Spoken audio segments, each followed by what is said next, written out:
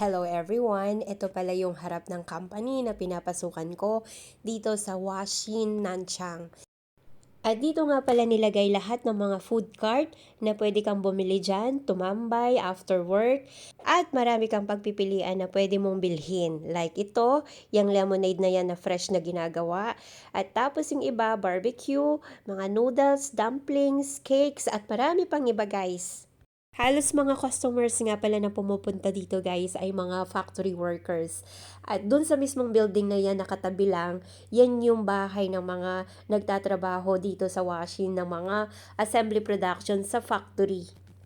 Yung katabing building ng mga food cart na yan guys is dormitory ng mga workers nila sa assembly productions, sa factory, iba't ibang department at puro mga college student. Ito yung gusto ko sa China na habang college student ka, inaalaw nila na magtrabaho sa isang company.